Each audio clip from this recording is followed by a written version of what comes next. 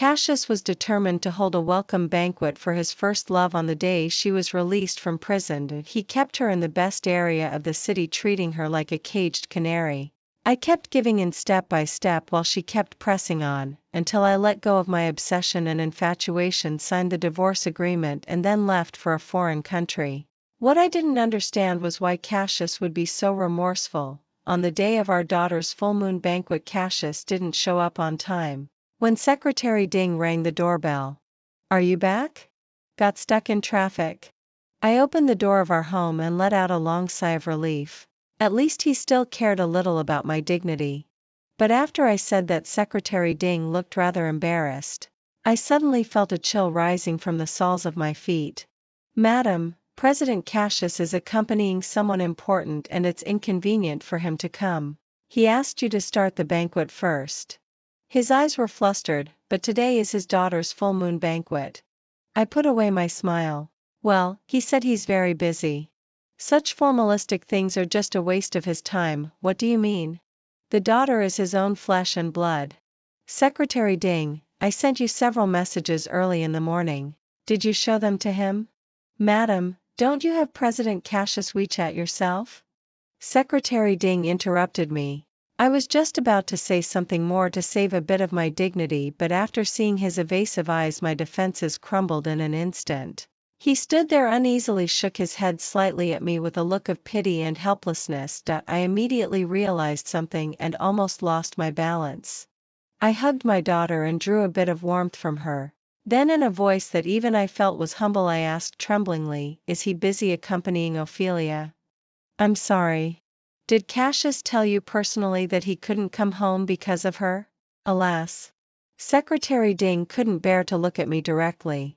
His voice was so low, as if he didn't want to embarrass me, but he still said intermittently, "President Cassius said that Ophelia was just released from prison not long ago and was quite traumatized in there. He hoped you could understand." "Understand?" I slumped into the chair and said bitterly, "So he won't even come home to host his daughter's full moon banquet today?" Seeing that I was determined to get to the bottom of it, Secretary Ding simply chose to keep silent. He turned around and prepared to leave. How shameless. "Come on, let's go with you to settle accounts with this scumbag." My best friend Freya came to the door at some point. Hearing the conversation between me and Secretary Ding, she was so angry that she covered her chest and gritted her teeth, wanting to seek justice for me. "Freya." I immediately stretched out my hand to block the door. "No way. Serafina, that bitch is almost taking over your place." "What are you afraid of?" She gasped for breath and said angrily. My younger cousin also slapped the table and stood up. "Sister, after Uncle passed away, you're not alone without anyone to support you. That Cassius guy has gone too far. Does he think that all the people in the Serafina family are dead?" I really couldn't face their indignant questions one by one. I was barely holding on to keep from breaking down. "Brother, please don't make trouble. First, accompany Uncle and Aunt to sit down and have a good meal. Cassius is too busy. I'll host this full moon banquet myself." Turning around, I kept wiping away the tears that were falling uncontrollably. Didn't I know that Cassius did it on purpose to make me lose face in front of my relatives and friends? His aim was nothing but to force me to submit and force me to divorce. But I'm not reconciled. This man who once loved and doted on me and regarded me as his dearest love now missed our daughter's full moon banquet for another woman. Even more sadly, even though I knew clearly that his heart had changed, I couldn't let go. We had been in love for 8 years. How could it change just like that? I took a look at my daughter, who was still in swaddling clothes. My eyes felt sore and I couldn't help crying out. My younger brother gave me a pained look, sighed, and left with my sister-in-law comforting my uncle and aunt, who had angry looks on their faces. The friends who came also shook their heads sympathetically. After reluctantly offering a few words of advice, they left one after another, gritting their teeth. The family banquet came to an end without a proper conclusion. That day I was left alone with my daughter and cried all night. "Is it Serafina? Why are you the only one at home?" The voice from above seemed like an echo from hell. I looked up and looked over with my already swollen and red eyes from crying. It was Ophelia. Cassius' first love that he couldn't forget. Even after 3 years in prison her elegance and charm still couldn't be concealed. Wearing a white haute couture dress of Chanel I seemed to see that astonishingly beautiful woman again. With bright eyes and white teeth she was full of charm. A week ago on the day she was released from prison Cassius' whole heart was tied to her. Their figures could be seen almost everywhere in Shanghai. Gossip had been swirling around me like swords since then. She deliberately emphasized the words, all alone, tearing off my self-deceiving fig leaf. I didn't understand why Ophelia could be so matter-of-fact about it. That basic sense of shame for seducing a married man didn't exist in her at all. In fact, she didn't even care about being condemned by thousands of people. Her natural arrogance made her whole aura sharp and prominent. Even when facing me, the legitimate wife, she could still easily tower over me. I didn't understand. Could it be that relying on Cassius' deep affection she could be so fearless? It seemed that whenever Ophelia wanted the position of Cassius' wife, Cassius would give it to her. Just like 3 days ago she sent a WeChat message from Cassius' phone. If I hadn't taken the blame for my father, I would be the woman in this villa, and I would be the one in the wife column on the household register. What are you? Even now, whenever I think of her sending such a shameless message, I still get so angry that I clench my fists. But Ophelia slightly raised her eyebrows with a bit of sarcasm on her face, looking at my defeat as if she had won. The fear, confusion and worry on me were all exposed under her half-smiling expression and had nowhere to hide. I heard from Secretary Ding that yesterday seemed to be your daughter's full moon banquet. Why didn't Cassius mention it to me at all? It's his own daughter, yet he didn't care at all. Yesterday he had to accompany me to buy bracelets. Serafina, I'm sorry. I should have prepared a congratulatory gift when I came here. Ophelia said it casually, but every word was like a dense needle stabbing into my heart. After saying that, she deliberately flipped her hair just so that I could notice the Cartier bracelet on her hand. I bit my lip hard to stop myself from speaking. Cartier.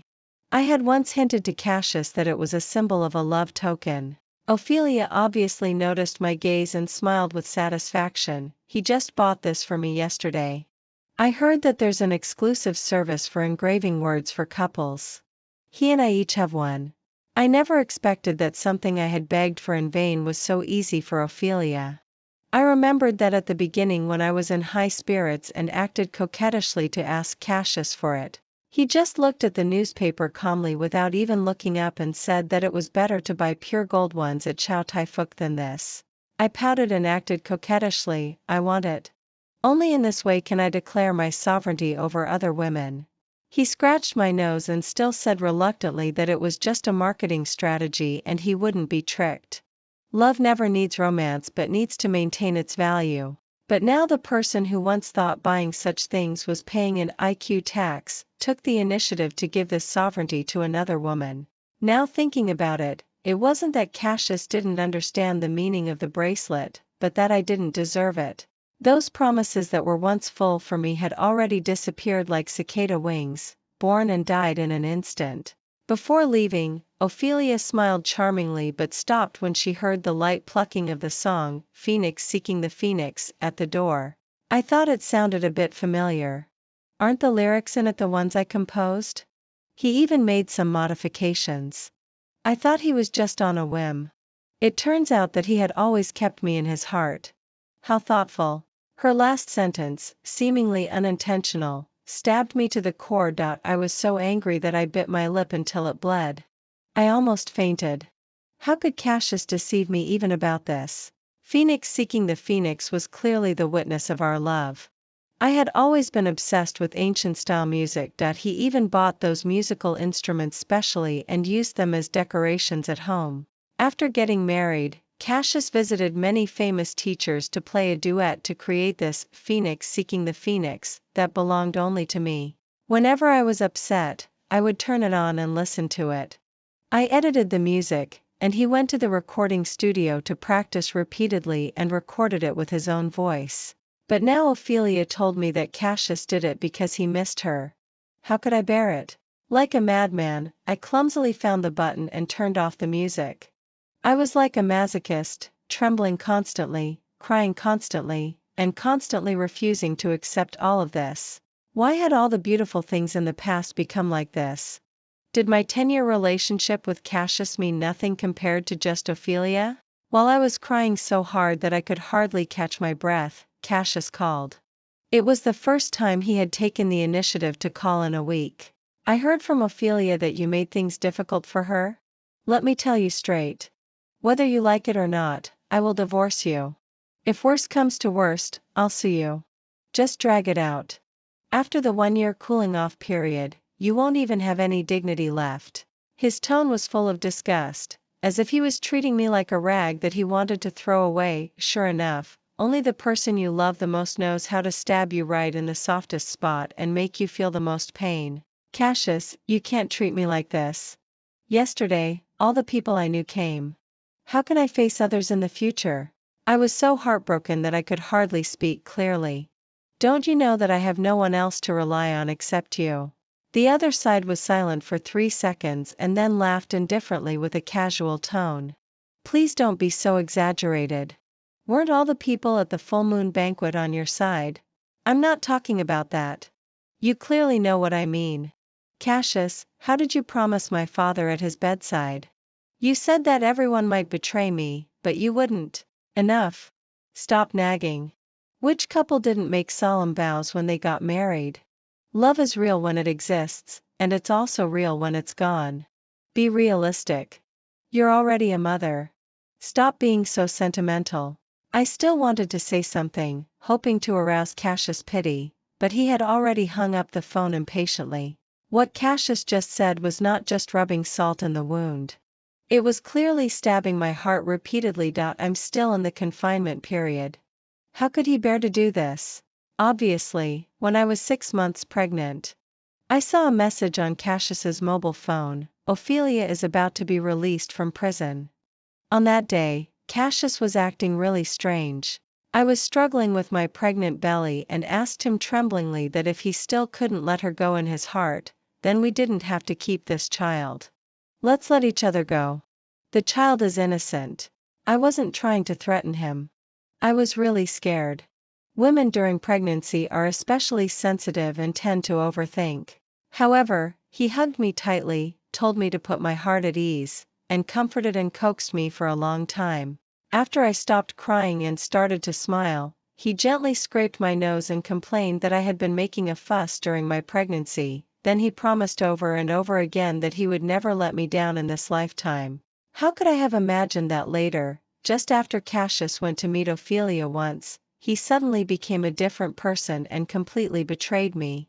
I was sitting at home, already broken down. I kept sending him messages, from questioning at first to begging in the end. 1 day, 2 days, and on the 3rd day, he impatiently blocked me. He ignored me until just now when he humiliated me for Ophelia's sake, forcing me to accept the reality that he didn't love me anymore. I looked at my daughter in the cradle. I thought about the bits and pieces of the past between Cassius and me. From the age of 15 to 25, he was my youth. He was the brother who used to take good care of me and the man who regarded me as a precious treasure. I don't believe it. There was no room for anyone else in Cassius's eyes. Obviously, if other men just took an extra look at me, he would be so angry that he wanted to gouge their eyes out. The Cassius who was so overbearing and jealous like that wouldn't suddenly stop loving me overnight. So much so that I still feel that this is just a dream, and as long as I wake up, everything will go back to the way it was at the beginning. So I took a lot of sleeping pills. In a half-awake and half-asleep state, I saw the Cassius who used to love me dearly again. I couldn't help but smile. Cassius was the last disciple of my father. He moved into my home when we first met. In junior high school, he said that since my father was his teacher, he should treat me as the most important person in his life, just like a father would. In high school, all the teachers and classmates knew that I was the apple of Cassius's eye, the musical prodigy. He was protecting me all the time. Once, some hooligans from outside the school bullied me. The usually gentle Cassius wasn't afraid of the knife in their hands and fought for me desperately. When it came to college, he was 2 years older than me and was specially recruited into the best conservatory of music. But his concern for me only increased. I said that the food in the cafeteria wasn't good, and he immediately bought all kinds of snack gift packages and sent them to me. I said that my hands were cold in winter, and he showed up in the evening self-study classroom with warm babies and hot water bottles overnight, just afraid that I would catch a cold and have a fever. I had a lot of minor ailments. He deliberately bought various medicines in the pharmacy, labeled them clearly, and put them in the medicine box. He repeatedly told me when to take which medicine in the video calls. My roommates deliberately teased me, asking whether he was my brother or my boyfriend. As soon as he finished class, he would come to find me. Because of this, his brothers who asked him to play basketball once called him a bootlicker. But he retorted that as long as I was happy, he was willing to do anything. I was a bit embarrassed and told him not to be like that. It was really embarrassing. He told me seriously that this was what love was like. There was no balance point. One just had to be willing to do it wholeheartedly. There was always one person who had to be more proactive and do more. It didn't matter if he was called a bootlicker. He wouldn't listen to my repeated persuasion. Instead, his mobile phone was full of my photos. In the year when I took the college entrance examination, unfortunately, my father was diagnosed with advanced liver cancer. When I saw the medical diagnosis, I felt like the sky was falling. I called Cassius and cried so hard that I couldn't speak coherently. He flew back overnight. That day, I threw myself into his arms for the first time, trembling with fear all over. He told me not to worry and focus on finishing my studies. He almost stayed in the hospital all the time to take care of my father until 2 months later when my father entrusted me to him on his deathbed. At the time of the funeral, I received a call from his teacher and then learned that he had turned down the opportunity to study abroad for further education because of me.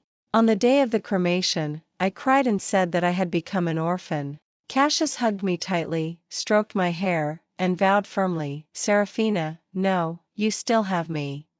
I will accompany you for the rest of my life." I grasped his shirt and asked cautiously, "But, you'll get married. How can a sister and a brother stay together forever?" He stared at me intently and said, "Serafina, when did I ever regard you as my sister?" I really didn't expect that he would open his heart to me at that moment. Even in my diary, I had already recorded my secret love for him. It turned out that Cassius and I were in love with each other. From that day on, I regarded Cassius as the most important person in my life. He was above everyone and everything else.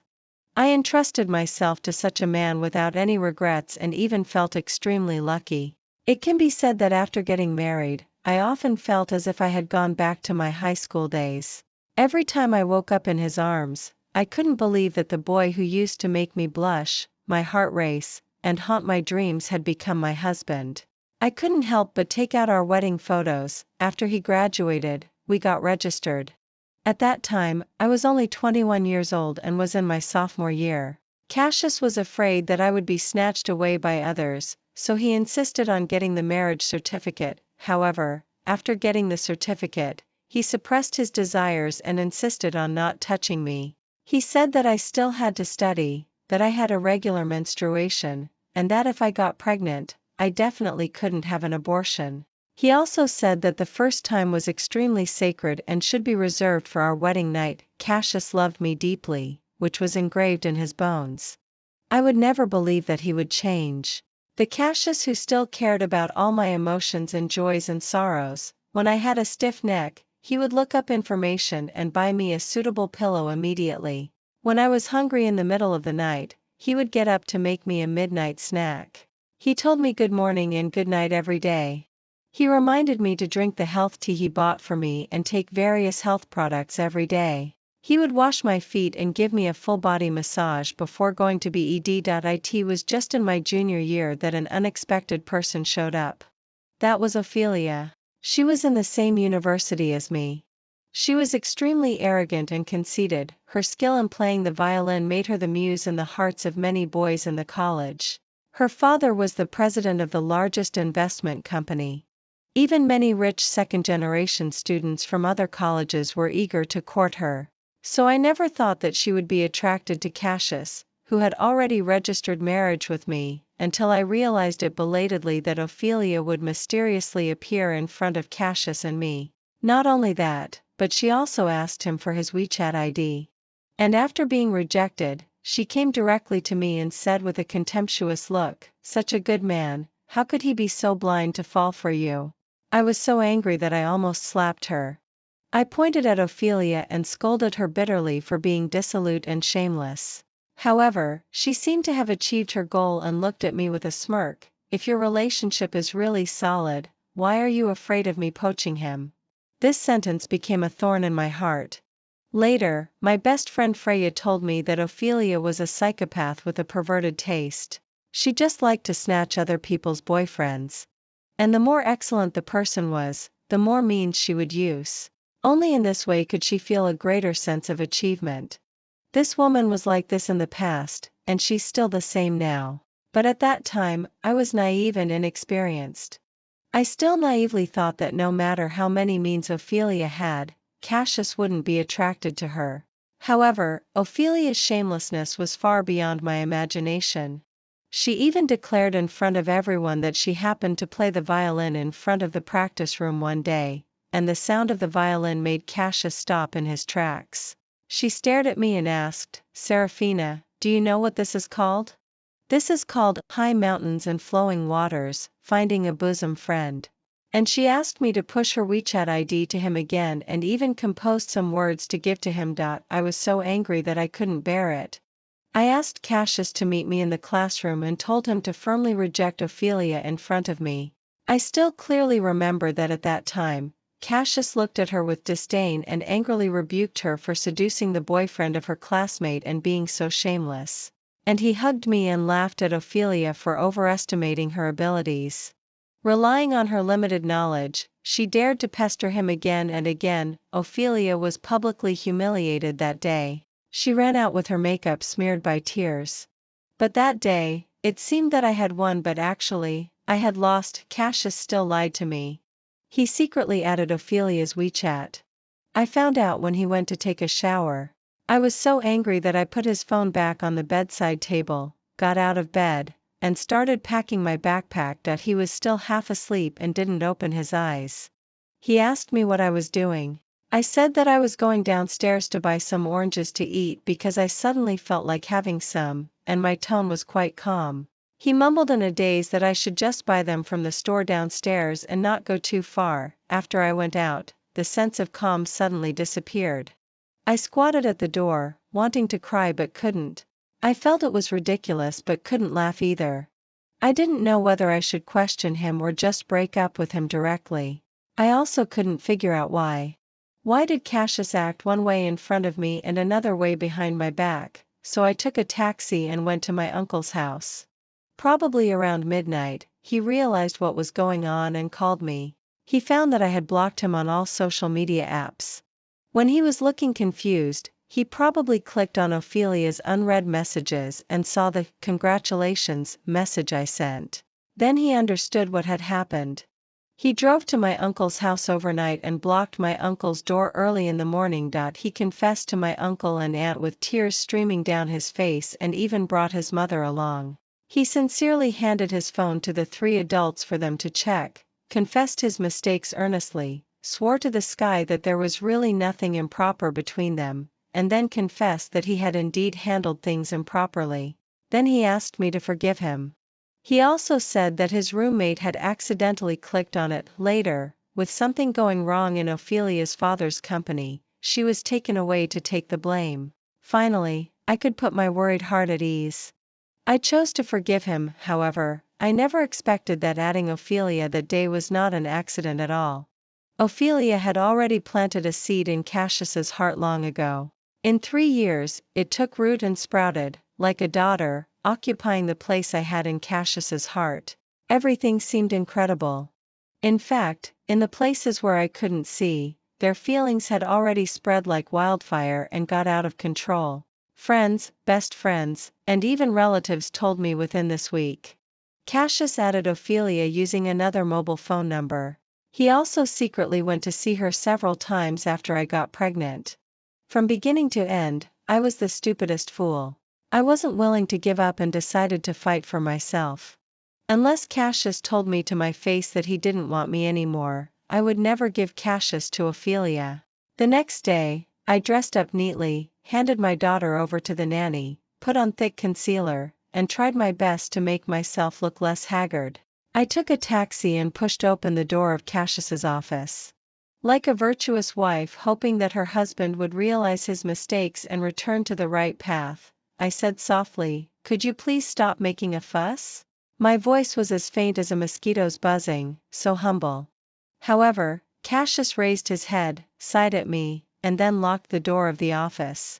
He talked to me in a tone as if he were negotiating with someone else. "Serafina, let's part on good terms. While you're still young, you can find a better man. Our fate has come to an end. You can choose whether you want the child or not. I will definitely take responsibility." I didn't know how Cassius could say such cruel words so calmly. After hearing them, I felt a chill run down my spine, that unprecedented sense of desolation enveloped my whole body. It felt as if my heart was about to stop beating. When I was in the taxi, I kept building myself up psychologically and even numbing myself, believing that Cassius would never mention the word divorce. But the moment he said it, I was immediately devastated. I couldn't live without Cassius. I had been proudly thinking that I could bravely face everything. In the end, I was completely defeated. I kept shaking my head and covered my ears, unable to listen to what Cassius said afterwards. "Cassius, I don't want to. I definitely don't want to divorce you." At that moment, I understood what Eileen Chong had said. Love is like drinking poison wine with a smile. I used to laugh at those who were so infatuated and couldn't be free and easy in others' love stories. Unexpectedly, when it happened to me, I was even worse. When there were problems in a marriage and one person chose to give up, the person who clung on desperately must have looked repulsive. Because of my obsession, in the following half-year, the marriage between Cassius and me became a war without gunpowder. He forced me to divorce, but I refused to comply no matter what. He began to openly go around with Ophelia without any scruples. I completely lost my dignity and went to his company to make a big scene like a shrew in the marketplace. His heartlessness led to my madness, and my madness further deepened his indifference. Thus, as if going off track, he began to ignore our daughter and didn't even go to my father's death anniversary. People around me advised me to let go, but I kept babbling like Xiangling's wife, repeatedly talking about how good Cassius used to be. Cassius' mother was invited by me from our hometown, and she slapped him. What we got in return was not his change of heart but his even stronger aversion to me. He simply disappeared. He didn't answer my calls or reply to my messages, even when I went to his company to make a scene again. As soon as I entered the door, he would slip away through the emergency exit. Only Xiao Ding would convey messages for me, and the content was always to urge me to sign the divorce agreement quickly. He began to appear in public as the son-in-law of Ophelia's family group. At this point, our marriage was already in name only. Even when I woke up crying in the middle of the night, I felt that I was hopeless. It was like a rotten apple that didn't even need to be cleaned up. Perhaps the hurdle that I could never get over was what exactly I was inferior to Ophelia. Obviously, as long as we moved forward normally, we could have a happy ending. Why did he suddenly stop halfway and want to hold someone else's hand? Where did I go wrong? Could 10 years of feelings not withstand 10 days of acquaintance? No one could figure it out. I began to doubt myself, deny myself, and even suffered from severe postpartum depression. Gradually, it wasn't just my mental state that had problems. Even my health was at risk. I forgot to eat, forgot to take care of my daughter, and even sat in the lobby of Cassius' company in my pajamas, blankly smiling at everyone passing by. People around me were also exhausted by my behavior. But I didn't deserve anyone's sympathy. Instead, it made Cassius even crueler to me. To force me to divorce, he cut off my financial resources. He stopped my cards, fired the nanny, dismissed the driver, and asked the security guards to forbid me from setting foot in the company. He even started to delay paying the child support for our daughter. In a helpless situation, my daughter became my last straw to hold on to. Motherly love was the only motivation for me to keep going. It just seemed that God was helping Cassius with the divorce. The pneumonia that hadn't disappeared until now came as expected. I got infected first and she was also affected by me. Out of maternal conscience, I went door to door to beg for medicine from neighbors. I watched helplessly as my daughter fainted from the fever. I was barefoot and wanted to rush out of the blocked enclosure while holding my daughter. The medical staff called 120, and when we arrived at the isolation hospital, I was still crying and shouting for help in a hysterical state. During that time, I kept calling Cassius crazily. All I got in response was the reminder that I had been blocked by him again and again. Serafina, the ICUs are all full now. If the child can't make it through tonight, she will. You should be prepared. I kept repeating the doctor's words in my mind. It was like bolts of lightning striking me, but it also illuminated the darkness in my heart. Would my daughter die? Then what was the point of me living? In a state of utter despair, I was so crazy that I was about to jump off the building with my daughter in my arms, then her crying suddenly rang out. At that moment, I suddenly pulled my feet back. I asked myself, Serafina, what are you doing? Didn't you used to look down on those women who threatened to kill themselves and their children when there were problems in their marriages? Her father didn't love her, and her mother went crazy. She was already pitiful enough. Although women are weak, a mother should be strong. When this thought came to me, I suddenly felt an unprecedented sense of relief. My daughter had always been an angel baby. Even when I neglected her and chose to go crazy all night long, she was quiet and never cried. I quietly waited at the door of the baby's ward. I told myself that as long as my daughter was okay, I wouldn't care about anything else. I picked up my phone and looked at the messages where I had been desperately asking Cassius for help 3 hours ago. Suddenly, I felt how ridiculous my self-abasement was.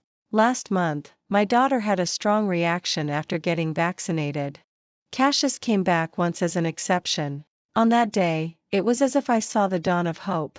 When Cassius picked up our daughter, I grabbed his sleeve and said, "Husband, for our daughter's sake, don't divorce me, okay? I won't make a fuss anymore. I'm willing to live separately even if we don't divorce." I didn't know how I could say such crazy words. Yet I still thought that my concession this time would surely awaken Cassius' conscience. However, he looked at me as if I were a madwoman. "Serafina, I never expected that you would be so despicable as to try to tie me down with our daughter." He cruelly pulled my fingers apart and pushed me to the ground.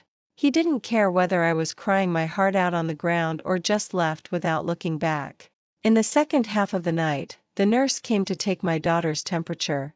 She visibly let out a sigh of relief and told me that my daughter's temperature was starting to drop. She also gave me a towel and said gently, "Mom, wipe your face." At first, I didn't understand why she deliberately reminded me. It wasn't until I went to the bathroom and saw myself clearly in the mirror that I understood the nurse's intention. What a face it was!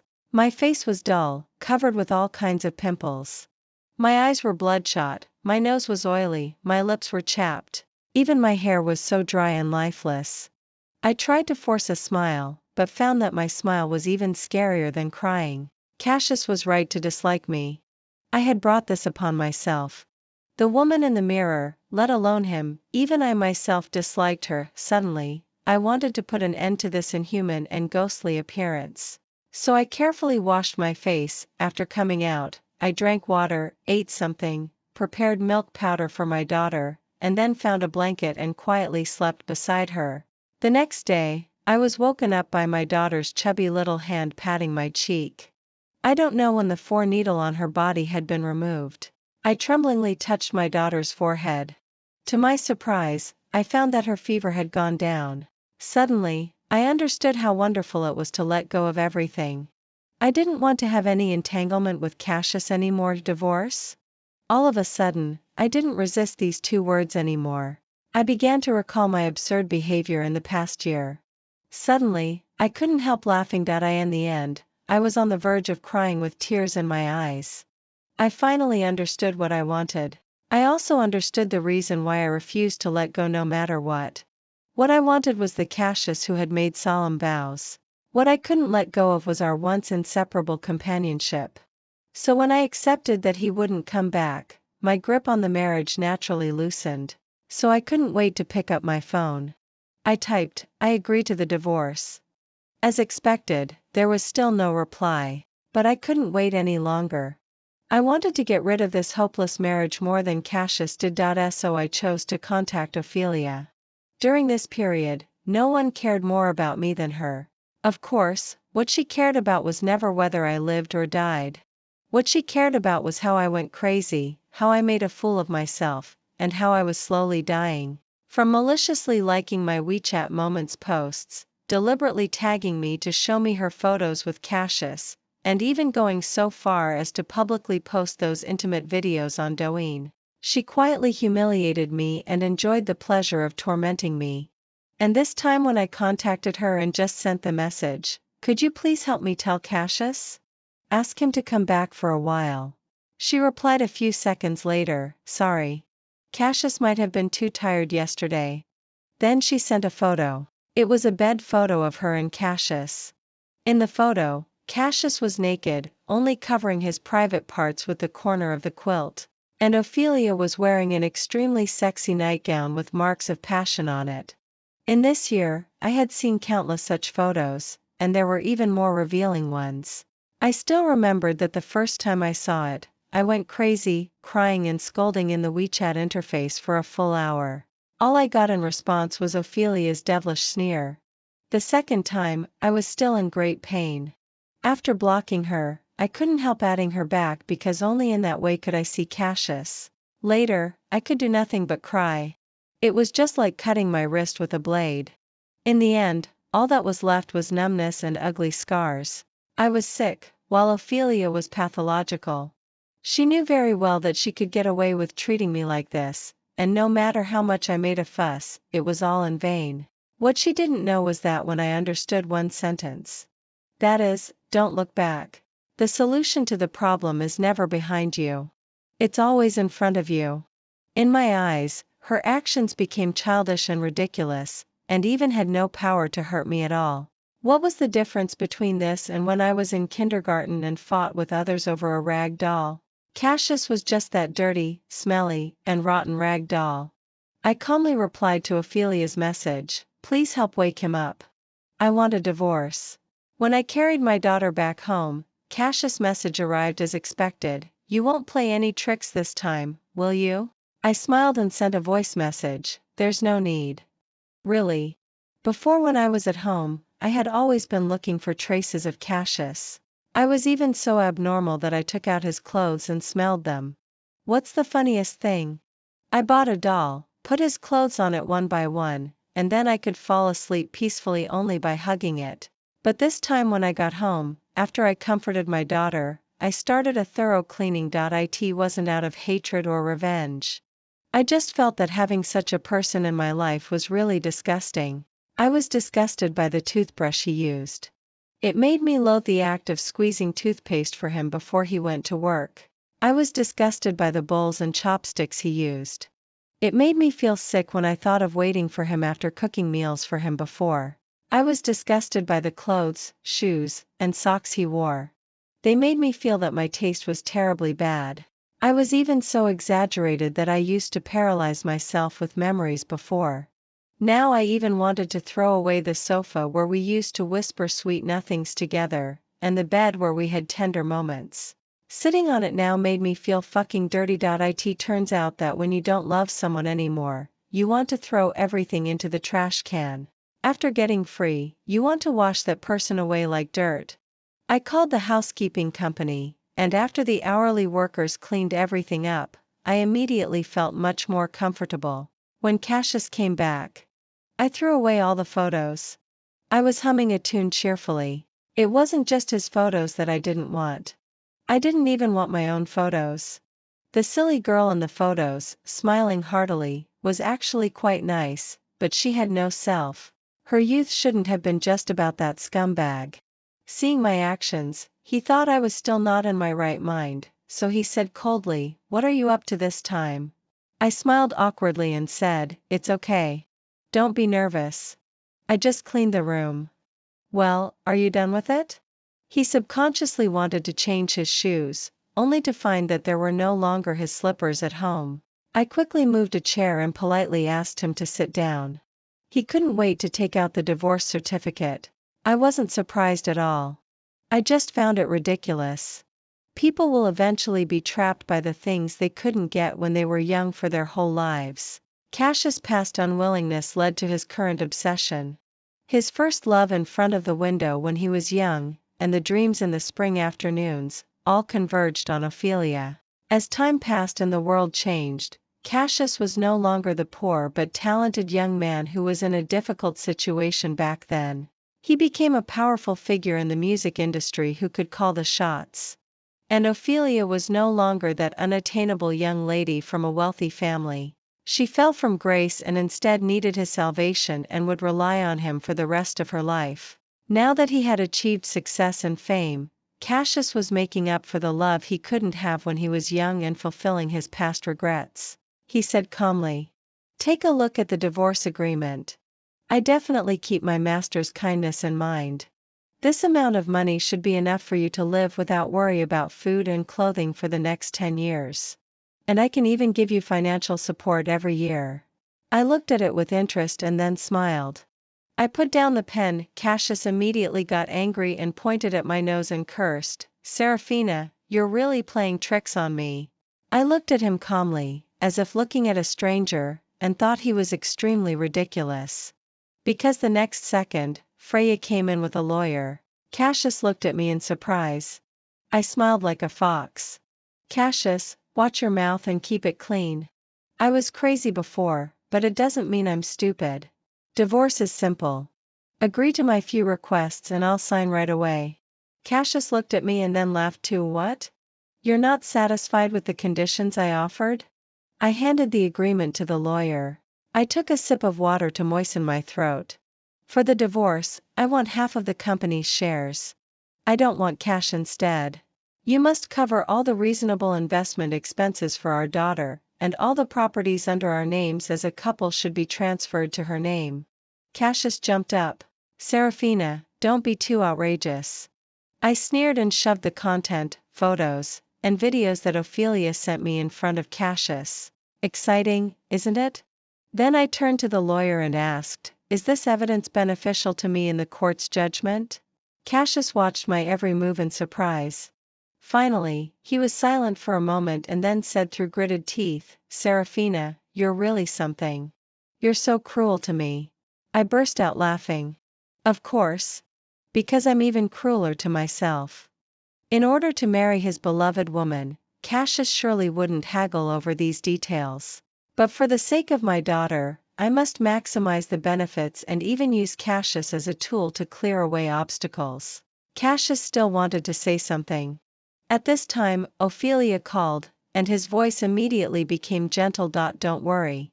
She's agreed. She just wants a bit too much." I immediately shouted loudly beside him, "Come on. What's mine is mine. I don't want what's not mine even if it's given to me for free. Don't act so generous." I remembered that Cassius said I was despicable. This word really suits me. When he hung up the phone, I said leisurely, "Ophelia seems to be in a hurry. Hurry up and think about it. Tomorrow, the price will be different." He was so angry that he pointed at me. Finally, he asked Secretary Ding to bring the legal department staff over. According to my requirements, they completed the agreement. I quickly signed my name. Cassius took the divorce agreement, stared at my signature on it for a long time for no reason. It seemed that he was reluctant to part with it. After a while, he handed the agreement to Secretary Ding and said to me, "Within a week, I'll transfer the property, shares, and real estate to you as required and complete the transfer procedures. Then we'll go to the Civil Affairs Bureau to get the divorce certificate." At that time, I was already eating egg tarts with Freya. Cassius glared at me and was about to leave. I quickly stopped him. "Cassius, I forgot that I still have 200 photos here. 500,000 yuan for each photo. If you don't want to be on the hot search tomorrow, remember to ask the finance department to transfer the money to me this afternoon." Cassius finally couldn't bear it anymore and jumped up and shouted at me, "Serafina, you're actually blackmailing me." I winked at him. President Cassius said I'm blackmailing you? Oh, then 1 million yuan for each photo. Seeing that he looked like he was going to devour me, Freya picked up a basin of cold water and splashed it at him. Get out. This house now belongs to my goddaughter. Cassius had no choice but to admit defeat. Once a woman becomes clear-headed, she can immediately turn into a warrior. The next day, I signed the papers and came out of the Civil Affairs Bureau. I wouldn't even take another look at this man. Cassius was probably so angry with me that in order to marry Ophelia, he personally asked the deputy mayor to be the officiant. He also asked Secretary Ding to spend a week finding the best craftsmen in Suzhou and Hangzhou to rush to make the wedding dress. I heard that just one rose on it was made of gold and silver threads, shining brightly and looking gorgeous. Ophelia wore the wedding dress and posted pictures on all social media platforms. She was more charming than the flowers. I couldn't help giving a like. I originally didn't intend to disturb them, after all, when I divorced him, I was really crazy before. If some people with ulterior motives wanted to find some gossip and heat, I really didn't want to be in the spotlight. But something happened coincidentally and I had to go to Cassius' company again.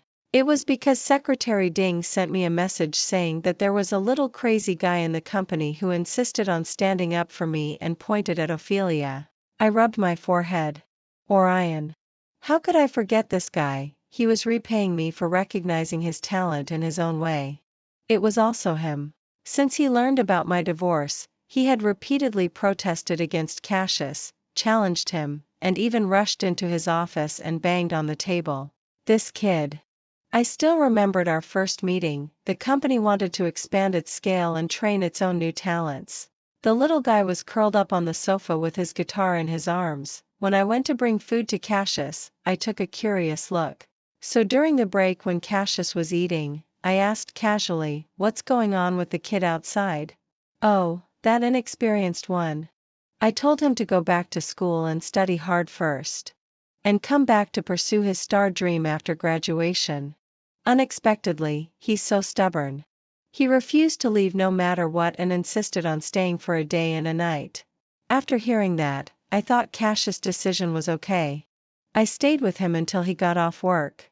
But Cassius temporarily decided to continue working overtime for a meeting. Bored, I packed up the lunchbox and went home. But by accident, I found Orion fainted at the corner of the stairs in the fire escape.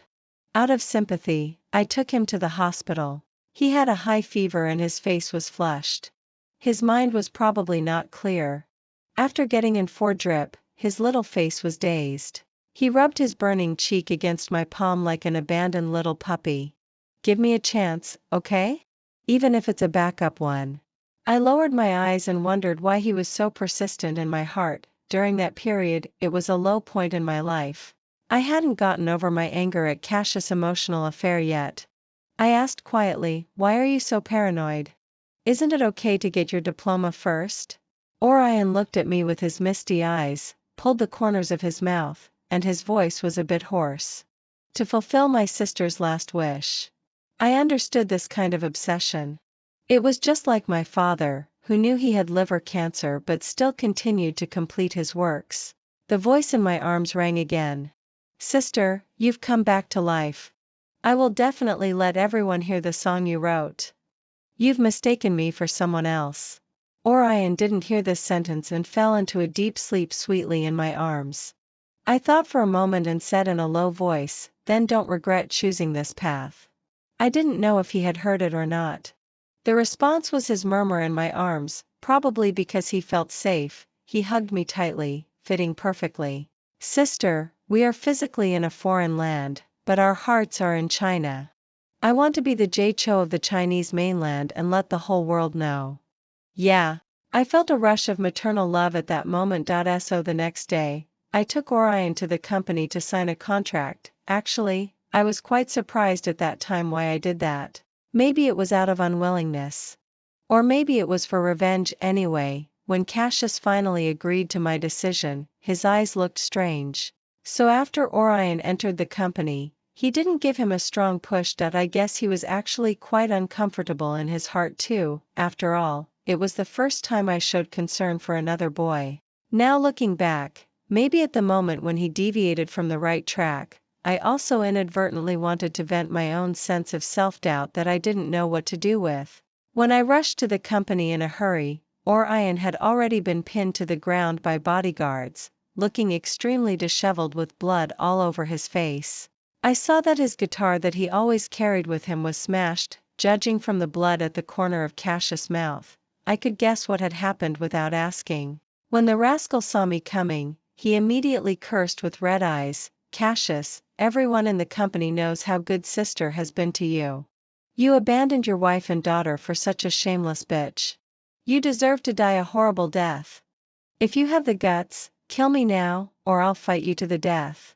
I looked at Cassius, who was furious, and felt a sense of satisfaction in my heart. However, that word bitch made Ophelia, who was also present, so angry that her face twisted. She grabbed the crystal glass on the table and threw it over.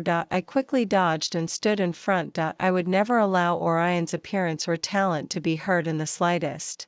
The glass hit me right on the forehead. I felt something warm flowing down, but I didn't care at all. I just took a tissue and wiped it. Instead, I stared at Cassius, examining his expression. It was solemn and cold, without a trace of heartache. I secretly scolded myself for still having expectations. Expecting the Cassius who would be so nervous that he would force me to go to the hospital even if I had a little scratch. Come on, didn't I already consider that person dead to me? Orion also took the opportunity to break free from the restraint and stood in front of me, like a loyal puppy protecting its master. Seeing this, Cassius sneered, "I see. Ophelia, I thought you were so noble. In fact, you're just like me. You've already found yourself a younger one without realizing it. Congratulations. Playing the game of the Bridges of Madison County, huh?" I disdainfully retorted, "It's really different. I'm single now. I can do whatever I want. From 18 to 80, as long as I'm willing, it's reasonable and legal." "Yes, but you've also signed the divorce agreement. Why let your dog bite people?" His indifference made Orion gnash his teeth and completely wiped out the affection between him and me. Cassius pointed at me and said, "I've agreed to everything you asked for. This dog was brought by you in the first place. Take him and get out of here." As soon as he finished speaking, I quickly pulled Orion, who was about to fight again, behind me and cursed, "Don't make trouble for me. I'm making a fortune after the divorce." Then I said to Cassius, "Someone who isn't an employee of our company deliberately hurt others. How are we going to deal with this?" "Pay up." Cassius thought I was being unreasonable and wanted to turn around and leave. However, I accidentally noticed that Ophelia's inexplicable nervousness disappeared completely. Then she slowly said to me, "He's a good dog. What a pity." I completely ignored her and said to Xiao Ding, "Go tell President Cassius later that the smashed crystal glass was bought by me and belongs to our joint property. If I don't get 1,000,000 yuan, I'll make him a trending topic on Weibo tomorrow." Unexpectedly, Cassius glared at Ophelia. He slammed the door loudly. I immediately helped the injured Orion leave the company. Looking at the blood on his shirt, an unprecedented anger filled my heart. Rarely did I gnash my teeth like this. Up to now, I've seen more clearly how cold-blooded and heartless Cassius is. If I had been a little later, Orion might have been ruined. I took Orion to the hospital. I found the best doctor to treat him. After all, he was young and he was lively again in less than a day. But he was wrapped up like a zongzi all over his body and still looked aggrieved, saying for me, "Sister, how can you be so cowardly? What will we do in the future?" I sat by the window and peeled an apple for him, thinking about our future. Cowardly? It's good that I can still be supported by my ex-husband after the divorce. I'm almost like the famous divorced woman in Taiwan. However, during these days, I gradually regained my former state, and along with that, my ambition also returned. Perhaps only by letting go of the past can there be a new life. There are too many ties in Shanghai. It's okay not to stay here. Orion, the person who abandoned me was just blind. When you recover, would you like to go to Hong Kong with me? He blinked his eyes, looking a bit dazed, and nodded as if he understood but didn't fully understand. It wasn't until we got on the plane to Hong Kong that he realized I was serious. The divorce compensation from Cassius and the annual equity income were enough for me to invest in a newly established entertainment company. On the day I was at the airport, the news actually published the marriage of Cassius and Ophelia on the front page, and half of the entertainment circle sent their blessings. This situation made it seem like I was fleeing in a panic. After a 3-hour flight, I wore sunglasses and closed my eyes to rest in the first-class cabin while Orion became a full-time male nanny. We came to a tall building together. We took the elevator to the 18th floor. The words, Xingyang Entertainment, were written on it. A group of people came to welcome us. There were familiar faces and new ones, all coming over with smiles. The leader was my best friend Freya. Orion looked confused and surprised, as if he couldn't believe it when he looked at me. I asked him to hold my daughter well and walked in slowly. This is my company. You'll be my ace in the hole from now on. You don't have to look at others' faces anymore. Orion opened his mouth wide and silently handed my daughter to Freya. He jumped 3 feet high and said, "Sister, you're playing so big." For the whole day, he was full of energy, as if he couldn't believe that I could change my identity in an instant. There were many things he didn't know. In fact, I have another identity. I wrote a lot of ancient-style lyrics and music under a pseudonym. It can be said that the ancient-style songs that became popular in Cassius's company were all my works. Now it just so happened that the 3-year copyright period had expired. I included several hit songs in Orion's album. After everything was arranged properly, Orion said excitedly, "Sister, how many more surprises do you have that I don't know about?" I smiled lightly and said, "It was an unexpected gain. Although Dad entrusted me to Cassius, he never hoped that I would become a housewife. What he left me wasn't money, but works that were more precious than money. There were also many unfinished works among them. When I was idle at home, I listened to them over and over again, played them over and over again, and then made modifications and continuations where necessary. I wasn't just idling around at home. Even when the ancient-style music started to become popular, I had proposed that Cassius vigorously support it. However, although Cassius listened to my opinion at that time, he didn't want me to work too hard, so he didn't let me participate. I was also afraid of failure myself, so I secretly submitted my works to the company under a pseudonym. At that time, I wanted to give Cassius a surprise after achieving success and then let his company package and promote them, making myself a help to him. It unexpectedly became my way out at this moment. Orion's album was completed 1 month later. The title song was the posthumous work of his sister. I asked Freya's husband to write the lyrics and music. Well, he's a very popular ancient-style novel author nowadays. So without hiring marketing accounts for promotion, just with the addition of personal IP, the title song had already created a good momentum before its release. Combined with the real story of Orion's sister, the pre-orders had already achieved remarkable results. Once it was released, Freya's husband also made this title song the theme song of the TV series adapted from his works. In an instant, Orion became a hot star. Along with that, the fame of Xingyang Entertainment immediately spread. I took the opportunity to recruit more talents. Time passed quickly, and 3 years had passed in a blink of an eye. The company had gradually become the leader, especially in the ancient-style music area, and it had already become a dominant presence. I gradually forgot everything I had suffered in Shanghai. When I had dreams at midnight, it felt like a lifetime ago.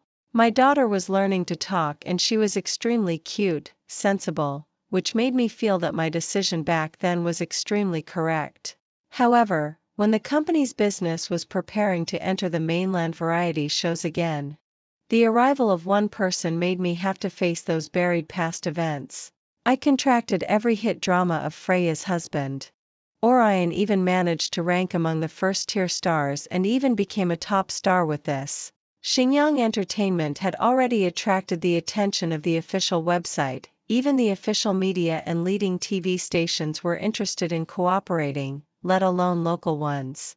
So they sent representatives to negotiate cooperation. However, unexpectedly, when we arrived at the restaurant, that representative turned out to be Cassius. He booked the best hotel in Hong Kong, the Oriental Culture Hotel, and chose to hold a banquet to entertain guests from all directions. I arrived late. Just as Cassius was raising his glass in a suit and tie, when he saw me entering in gorgeous clothes, his face completely froze, and his surprise was undisguised. "The boss lady of Xingyang Entertainment is you? How is that possible?" Perhaps in his eyes, I was still that short-sighted housewife who was detached from worldly affairs and could do nothing but cry. It seemed that after the divorce, I could only hold my daughter and feel sorry for myself. I sneered and chose to ignore him. I slowly walked to the center and guests from all sides came up to greet me. After nodding to my colleagues in greeting, I finally looked at Cassius with a half-smile. "Why?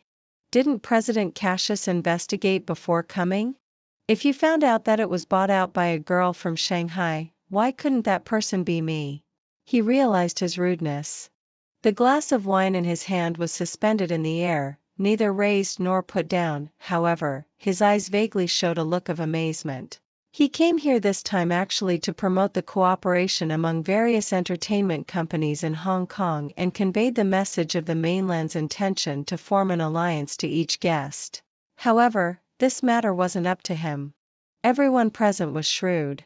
They all knew my background. As an outsider, I could become a leader among them in less than 3 years, which in itself was a symbol of strength.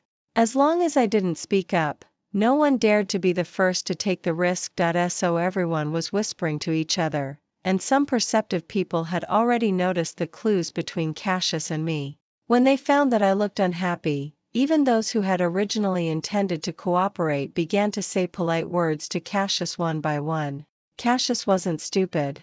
He also knew that I, his ex-wife, would definitely make things difficult for him.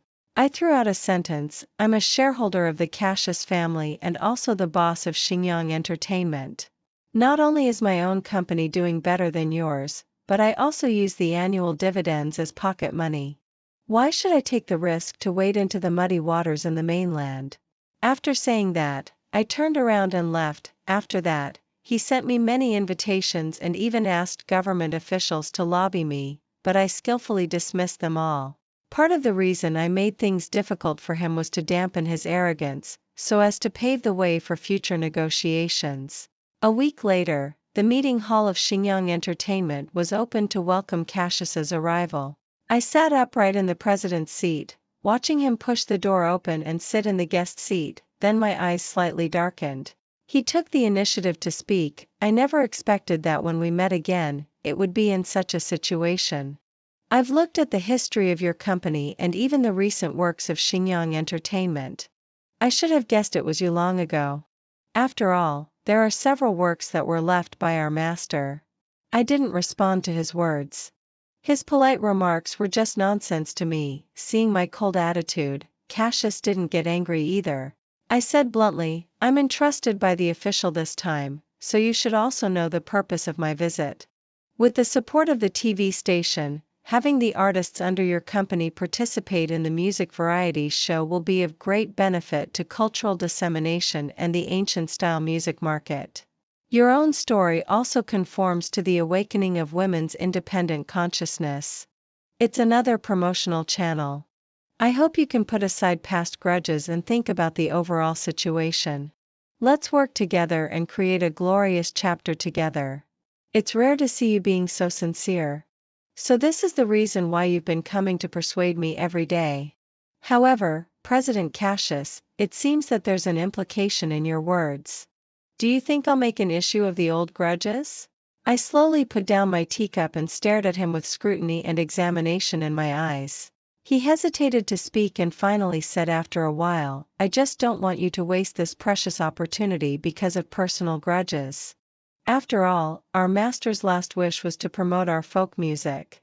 So this was what he had in mind." I immediately sneered, "You're really underestimating me. It's not that I'm unwilling to negotiate. It's that you don't deserve it. I had already let go of our past affairs, but now it seems that it's you who can't let go. This has reminded me that if you're fully in charge of this matter, as a person who abandoned his family, would you stab me in the back during the cooperation? I'm sorry. Actually, it's because I made mistakes myself that I have concerns. He hurriedly explained.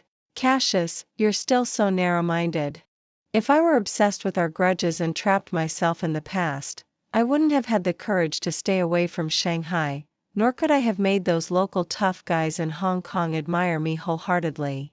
Even if I were to negotiate with someone else, I would still have this attitude. However, it's not impossible to cooperate with you.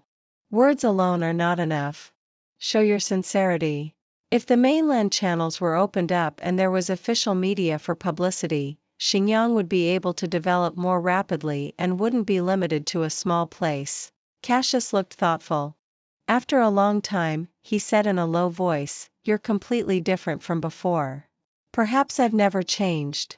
I just understand one truth, that it's better to rely on oneself than on others. For the cooperation share, you'd better let others negotiate. Others can have a 40 to 60 or 30 to 70 split. As for you, Cassius, you can only get 10%. You? His voice paused slightly, as if he wanted to say something but held back. If there's nothing else, please excuse me for not entertaining you. I'm very busy. I don't have a first love in my heart, nor a cherished one. My voice turned cold. I was about to get up and leave him there without paying any more attention. He frowned slightly, stared at me tightly, and said with a sense of loss, "Do you have to reject me like this? You're not even willing to say a word to me. Save some face for yourself." From the moment the agreement was signed, you and I became strangers. Seeing my look of contempt, his face turned red and then white, and finally he looked dejected. "There are some things that you'll know later. Then we can sit down and have a good talk, okay?" There was a flash of struggle and helplessness in his eyes. Cassius' arrival naturally couldn't escape the paparazzi's scrutiny. My competitors would even use this to manipulate things. Those messy things, especially those crazy behaviors, were exposed. Many people were shocked when they saw them. I checked Weibo. The trending topics were getting uglier and uglier. The abandoned woman of the Cassius family, the loser in marriage, a crazy woman who was so humble for love, but the comments below were all in support of me. Abandoned woman? An abandoned woman can become a rising star in the industry. That's not being abandoned. That's like losing a watermelon while picking up a sesame seed. Loser? My elder brother and sister have an imposing manner. They use the money from their ex-husband's mistress as pocket money and start their own businesses and live a beautiful life on their own. If this is considered being a loser, then let me be a loser quickly. That's right. Sister dares to love and hate. Lock the scumbag and the bitch together, okay? Humble? It's clearly for the sake of the child that she didn't care about her dignity. You understand women, but you don't understand mothers. Originally, Orion and Freya both asked if we needed to do public relations. I thought it wasn't necessary. Instead, taking advantage of the heat, I held an ancient-style lyrics-filling competition about women's self-improvement. Amid all the scolding, Cassius left without saying goodbye. He came with great fanfare but left quietly. Freya said to me, "It's so satisfying. I didn't expect that someone surnamed Cassius would have such a day." But I found that things were not that simple. That day in the conference hall, his eyes still had a shadow of the past. It seemed that he had thousands of words to tell me, but after suppressing them strongly, he chose to leave gloomily. There must be something strange about it. Sure enough, a month later, the news was released. The Ophelia family group was suspected of accepting bribes and perverting the law, colluding with officials, and was even involved in an old case. Their boss had a past related to illegal underworld activities and held other people's lives in his hands. I remembered when I was in junior high school, Cassius' mother traveled a long way to my home and she never bothered us, not even during festivals. I remembered that my father mentioned that Cassius' father was set up by others and lost in some kind of bet agreement. Now it seems that everything was for Cassius' safety. However, the key person who helped Cassius dig out the inside story and find evidence was actually Ophelia. She took my place and became a love-struck fool, blinded by love. Originally, her father was still on guard against Cassius, but under Cassius' series of operations, she had already lost herself in happiness. She told Cassius all the secrets. I seemed to be able to empathize with Ophelia more, becoming a scapegoat and living an inhuman life in prison. So when Cassius appeared, she regarded it as salvation and wanted to hold on to it desperately. The beautiful dream in her youth, she wanted to hold on to it tightly, but in the end, it became an illusion. Cassius kept pressing me hard to divorce just to make his path of revenge smoother. So that's why Ophelia showed a nervous face when I went to pick up Orion that day. But was it really that simple? I didn't think so. Perhaps Cassius' plan had already started from the moment he knew Ophelia's identity, from the moment he deliberately played the violin to show his talent. From the moment he composed music and wrote lyrics for Ophelia, from the moment he secretly added her on WeChat and had an ambiguous relationship with her. Cassius was so scheming that it was unfathomable. For the sake of revenge, he could sacrifice me, sacrifice our daughter, and give up anything. I was married to him, but in the end, I was just a chess piece in his revenge plan. The sky in Hong Kong was as warm as spring, but I was shivering all over and felt cold in my limbs. I have to say that Cassius was excellent in terms of being a filial son. However, while I admired Cassius' scheme, I was also taking revenge in another way. On the night when the president of the Ophelia family was investigated and supervised, I took the opportunity to acquire the last shares of the Ophelia family. My desires and ambitions were never smaller than Cassius. Even my vengefulness was no less than his. In the past 3 years, I had been gradually encroaching on the Ophelia family. On the day when I stepped into their building, I announced that from then on, the Ophelia family should be called the Serafina family. Ophelia and her remaining followers were removed by me. The woman who used to be so proud and showed off her power in front of me lost her arrogance. She was even forced by her relatives to come and beg bitterly. Unfortunately, I wouldn't let her in. After receiving the court summons, Ophelia completely broke down. I had already guessed her ending. Just like when I acquired the Ophelia family, Cassius was the only one who wasn't surprised. It was my turn for Ophelia to taste the bitterness that I had suffered before. She definitely couldn't turn the situation around like I did. After all, before marrying her, Cassius had already done a property notarization. I also suddenly understood why he wrote in the first divorce agreement that he would be responsible for all the expenses of me and my daughter for 10 years after the divorce. He planned to renew our relationship after everything was settled. Sure enough, after the acquisition ceremony was completed, the shareholders had all left. But Cassius stayed behind. His face was full of uneasiness. He said to me in a trembling voice, "Everything has passed. Would you like to listen to my explanation?" I knew what he was going to say, but I thought it was unnecessary. I refused indifferently, "No. You and I have already become strangers. I don't want to ask about your choices and sacrifices anymore." My indifference seemed to stir up all his grievances.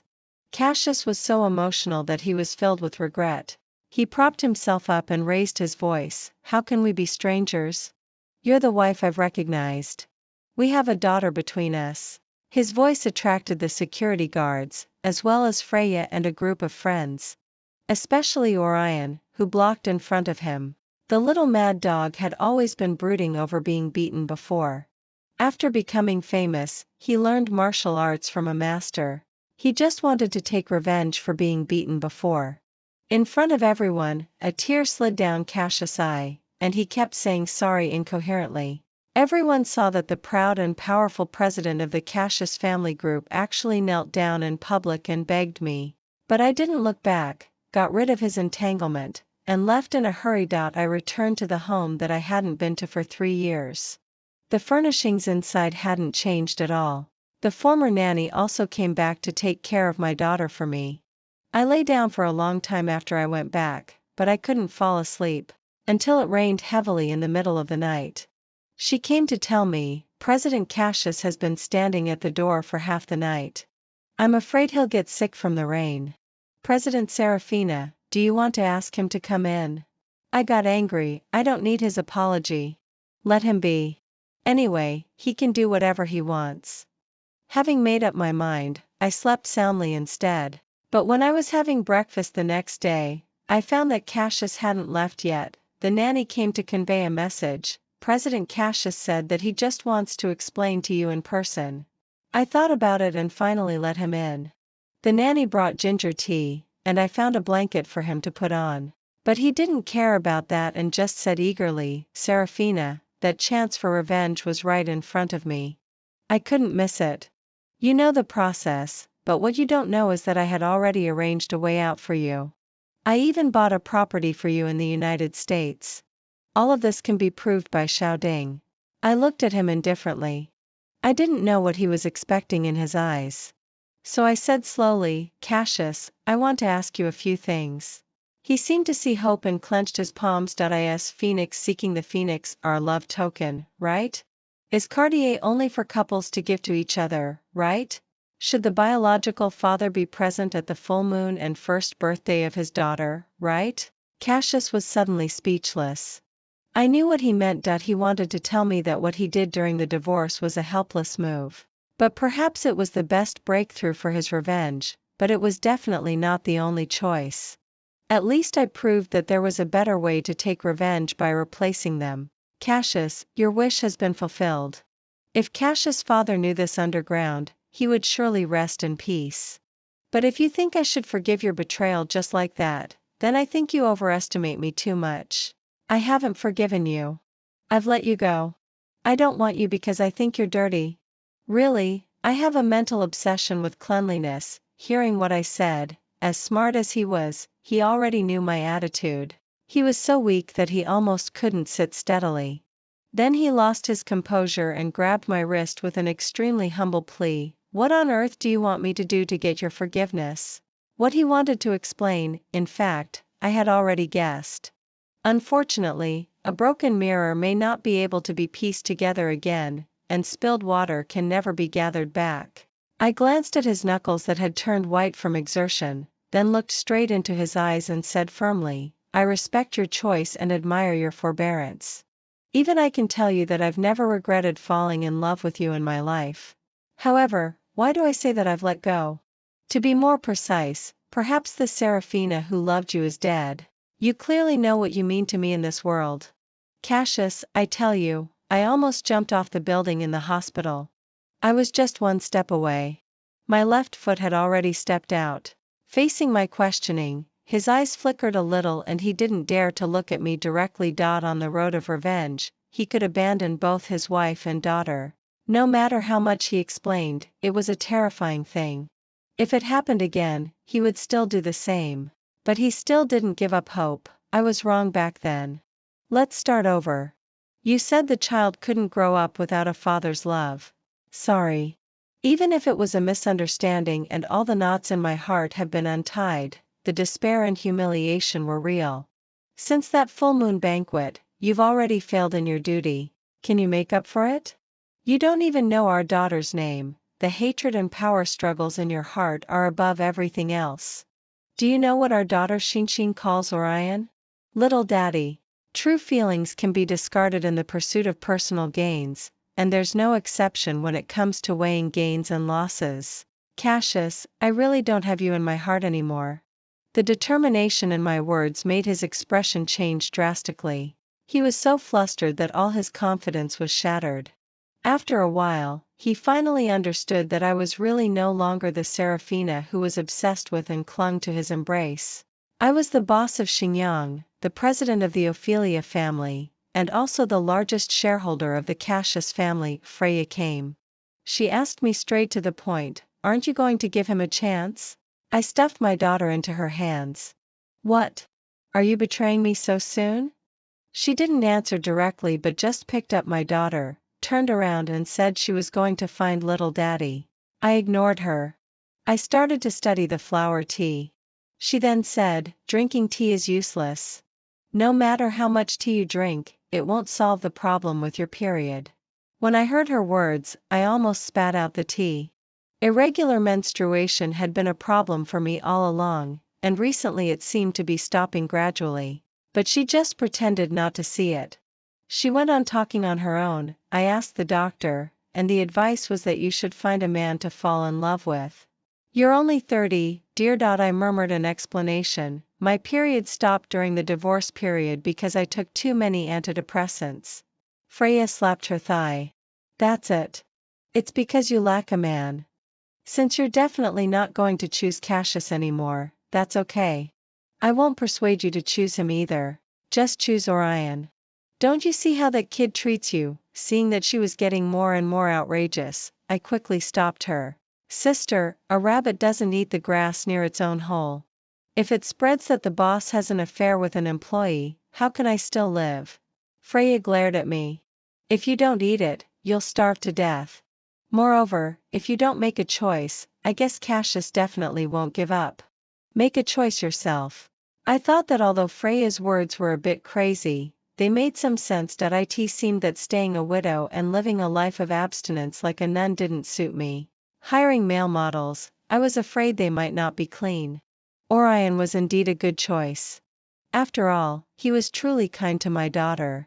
Coincidentally, Orion actually pushed aside his work and invited me to the amusement park. Well, that day I was even worse off than my daughter.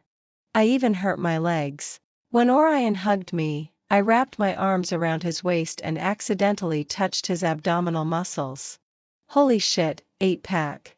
Just when I was shyly trying to withdraw my hand, Orion grabbed it and smiled wickedly. Sister, Freya told me that I can cure your illness. Do you want to give it a try?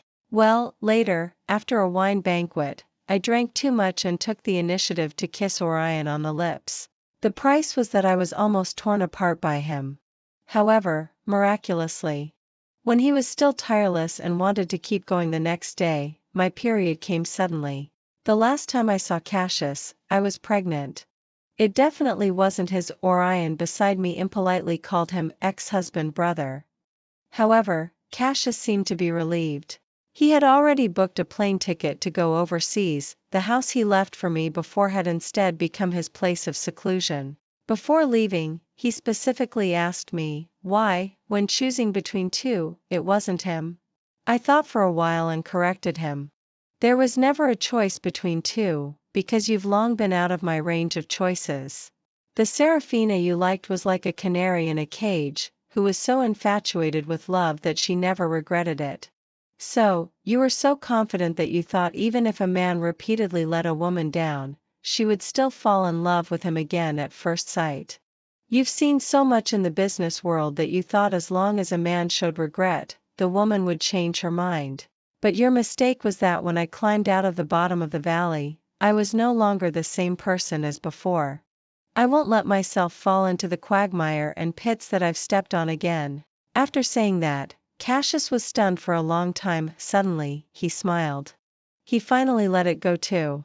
He just hoped that our daughter could call him Daddy. When boarding the plane, Shinshin called him that. Cassius hugged her for a long time, then he asked me, please hire a caregiver to take care of Ophelia. It was said that she had gone completely crazy. She wasn't innocent, but the price she paid was a bit too high. After seeing Cassius off, Orion accompanied me to the hospital for an examination. He complained to me aggrievedly, Sister, I've given all my assets to you. Look at the money I've earned and the efforts I've made. How can anyone say that I'm a kept man? He had been so angry at the comments on Weibo recently that he was shouting with rage. I said impatiently, then just say that you and I aren't married. Between us, it's just a normal relationship between a man and a woman. It's not that you're a kept man at all. And you don't need to take responsibility. After all, you're a top star. But he immediately took out a ring. Then, sister, what if I want to be a kept man? What if I want to take responsibility? What if I want to rely on you and stop striving? I looked at him silently. People say that while the mantis stalks the cicada, unaware of the oriole behind. But what's behind the oriole? It's Orion, this little puppy. Wrong, he's never been a puppy. He's a little fox. Well, two foxes make a good match. When the rascal saw me coming, he immediately cursed with red eyes, Cassius, everyone in the company knows how good sister has been to you. You abandoned your wife and daughter for such a shameless bitch. You deserve to die a horrible death. If you have the guts, kill me now, or I'll fight you to the death. I looked at Cassius, who was furious, and felt a sense of satisfaction in my heart. However, that word bitch made Ophelia, who was also present, so angry that her face twisted. She grabbed the crystal glass on the table and threw it over. I quickly dodged and stood in front. I would never allow Orion's appearance or talent to be hurt in the slightest. The glass hit me right on the forehead. I felt something warm flowing down, but I didn't care at all. I just took a tissue and wiped it. Instead, I stared at Cassius, examining his expression. It was solemn and cold, without a trace of heartache. I secretly scolded myself for still having expectations. Expecting the Cassius who would be so nervous that he would force me to go to the hospital even if I had a little scratch? Come on, didn't I already consider that person dead to me? Orion also took the opportunity to break free from the restraint and stood in front of me, like a loyal puppy protecting its master. Seeing this, Cassius sneered, I see. Ophelia, I thought you were so noble. In fact, you're just like me. You've already found yourself a younger one without realizing it.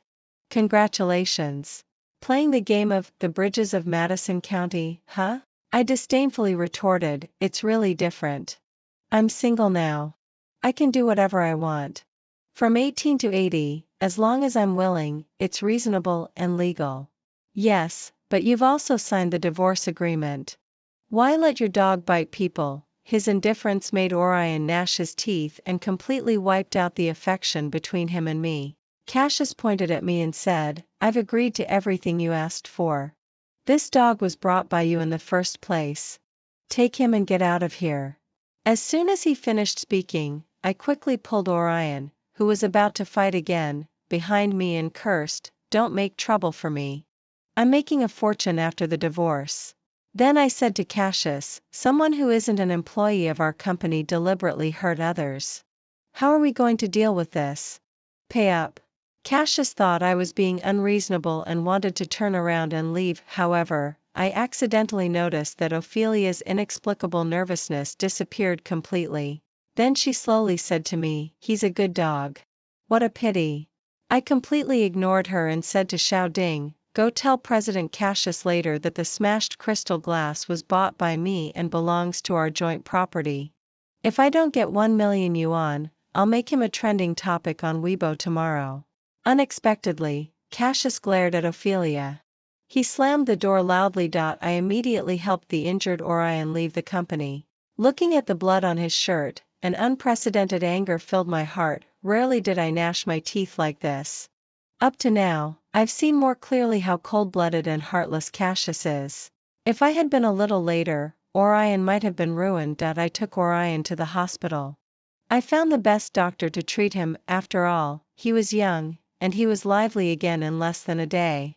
But he was wrapped up like a zongzi all over his body and still looked aggrieved, saying for me, sister, how can you be so cowardly? What will we do in the future? I sat by the window and peeled an apple for him, thinking about our future. Cowardly? It's good that I can still be supported by my ex-husband after the divorce. I'm almost like the famous divorced woman in Taiwan. However, during these days, I gradually regained my former state, and along with that, my ambition also returned.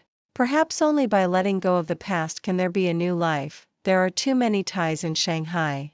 It's okay not to stay here. Orion, the person who abandoned me was just blind. When you recover, would you like to go to Hong Kong with me? He blinked his eyes, looking a bit dazed, and nodded as if he understood but didn't fully understand. It wasn't until we got on the plane to Hong Kong that he realized I was serious. The divorce compensation from Cassius and the annual equity income were enough for me to invest in a newly established entertainment company. On the day I was at the airport, the news actually published the marriage of Cassius and Ophelia on the front page, and half of the entertainment circle sent their blessings. This situation made it seem like I was fleeing in a panic. After a 3-hour flight, I wore sunglasses and closed my eyes to rest in the first-class cabin, while Orion became a full-time male nanny. We came to a tall building together. We took the elevator to the 18th floor. The words, Xingyang Entertainment, were written on it. A group of people came to welcome us.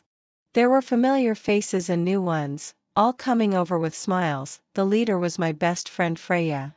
Orion looked confused and surprised as if he couldn't believe it when he looked at me. I asked him to hold my daughter well and walked in slowly. This is my company. You'll be my ace in the hole from now on. You don't have to look at others' faces anymore. Orion opened his mouth wide and silently handed my daughter to Freya. He jumped 3 feet high and said, "Sister, you're playing so big." For the whole day, he was full of energy, as if he couldn't believe that I could change my identity in an instant. There were many things he didn't know. In fact, I have another identity. I wrote a lot of ancient-style lyrics and music under a pseudonym. It can be said that the ancient-style songs that became popular in Cassius's company were all my works. Now it just so happened that the 3-year copyright period had expired. I included several hit songs in Orion's album.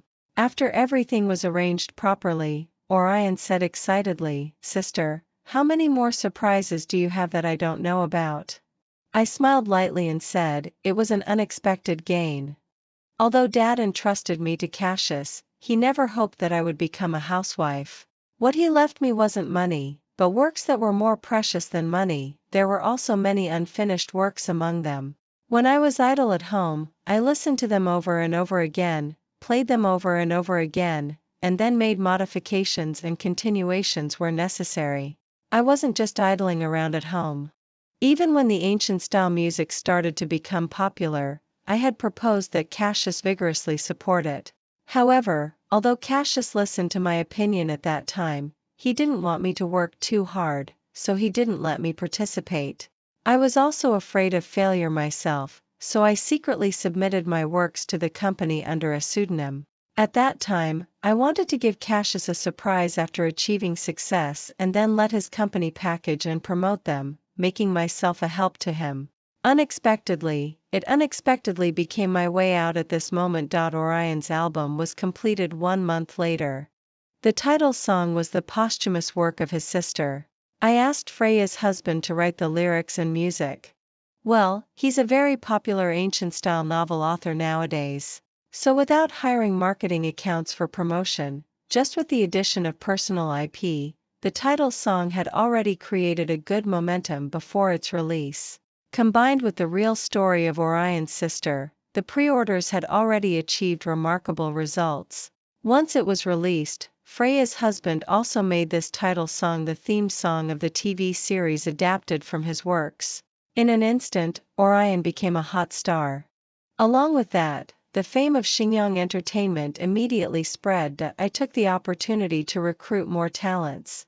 Time passed quickly, and 3 years had passed in a blink of an eye. The company had gradually become the leader, especially in the ancient-style music area, and it had already become a dominant presence. I gradually forgot everything I had suffered in Shanghai. When I had dreams at midnight, it felt like a lifetime ago. My daughter was learning to talk and she was extremely cute, sensible, which made me feel that my decision back then was extremely correct. However, when the company's business was preparing to enter the mainland variety shows again, the arrival of one person made me have to face those buried past events. I contracted every hit drama of Freya's husband. Orion even managed to rank among the first-tier stars and even became a top star with this. Xingyang Entertainment had already attracted the attention of the official website. Even the official media and leading TV stations were interested in cooperating, let alone local ones.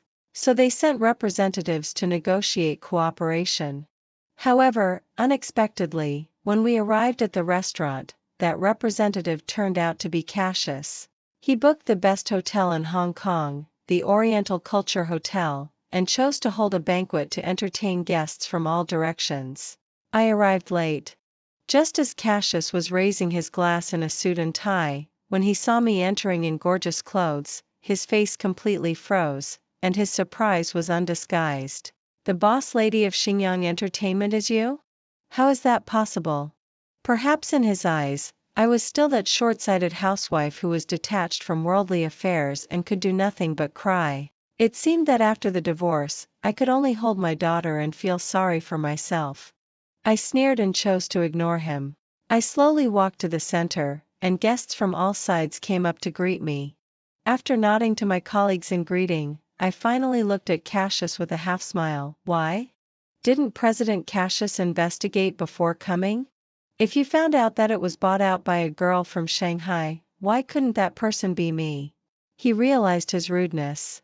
The glass of wine in his hand was suspended in the air, neither raised nor put down. However, his eyes vaguely showed a look of amazement. He came here this time actually to promote the cooperation among various entertainment companies in Hong Kong and conveyed the message of the mainland's intention to form an alliance to each guest. However, this matter wasn't up to him. Everyone present was shrewd. They all knew my background. As an outsider, I could become a leader among them in less than 3 years, which in itself was a symbol of strength. As long as I didn't speak up, no one dared to be the first to take the risk. So everyone was whispering to each other, and some perceptive people had already noticed the clues between Cassius and me. When they found that I looked unhappy, even those who had originally intended to cooperate began to say polite words to Cassius one by one. Cassius wasn't stupid. He also knew that I, his ex-wife, would definitely make things difficult for him. I threw out a sentence. I'm a shareholder of the Cassius family and also the boss of Xingyang Entertainment.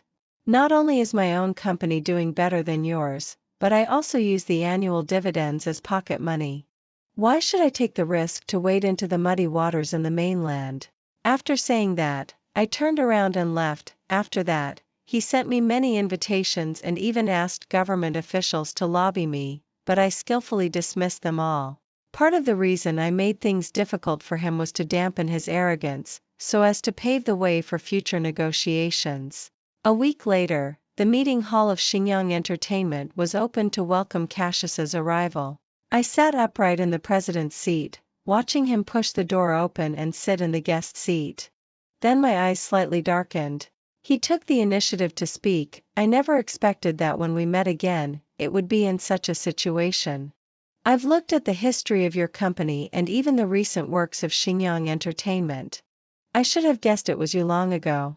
After all, there are several works that were left by our master. I didn't respond to his words.